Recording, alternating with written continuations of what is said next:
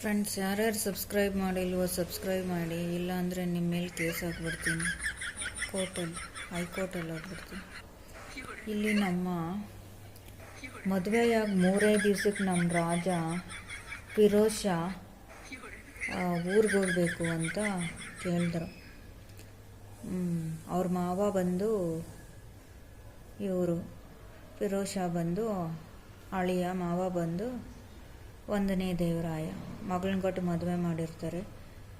ಫಿರೋಜ್ ಶಾ ನಾನು 3 ದಿವಸ ಆಗಿದೆ ಊರಿಗೆ ಹೋಗಬೇಕು ಅಂತ ಕೇಳ್ಕೊತೇನೆ. ಅದಕ್ಕೆ ಮಾವ ಸಕಲ ಸೌಕರ್ಯಗಳೊಂದಿಗೆ ದಾರಿ ಉದ್ದಕ್ಕೂ ಆನೆಗಳನ್ನಿಟ್ಟು, ಸೈನಿಕರನ್ನಿಟ್ಟು, ಎಲ್ಲ ಆಭರಣಗಳನ್ನ ಕೊಟ್ಟು, ಚಿನ್ನ ಆಭರಣಗಳನ್ನ ಕೊಟ್ಟು ಕಳಿಸ್ತಾ ಇರ್ತಾರೆ.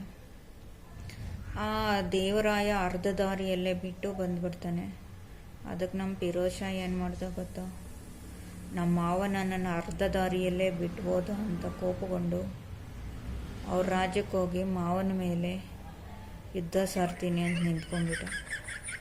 ಅಧಿಕಾರಿಗಳ ಜೊತೆ ಹೇಳಿ ಕಳಿಸ್ತಾನೆ, ನಾನು ಯುದ್ಧಕ್ಕೆ ಬರ್ತಾ ಇದ್ದೀನಿ, ನೀವು ಅರ್ಧ ದಾರಿಯಲ್ಲೇ ನನ್ನ ಬಿಟ್ಟೋಗೋದಕ್ಕೆ ಹೇಳು ಅಂತ. ಅದಕ್ಕೆ ನಮ್ಮ 1ನೇ ದೇವರಾಯ ಸುಮ್ಮನೆ ಇದನ್ನ ನಾನು ರೆಡಿ ಅಂತ ನಿಂತ್ಕೊಂಡ್ಬಿಟ್ರು. ಇವರಿಬ್ಬರು ಯುದ್ಧ ಮಾಡಿದ್ರು. ಮಧ್ಯದಲ್ಲಿರೋ ಸೈನಿಕರಿಗೆಲ್ಲ ಹೋದರು. ಬರೀ ಅರ್ಧ ದಾರಿಯಲ್ಲಿ ಬಿಟ್ಟೋದ ಅಂತ. ಫ್ರೆಂಡ್ಸ್, ಇದು ಇತಿಹಾಸ ದಾಖಲೆಯಲ್ಲೂ ಇದೆ. 200-300 ವರ್ಷಗಳ ಕಾಲ ಈ ಯುದ್ಧ ನಡೀತು.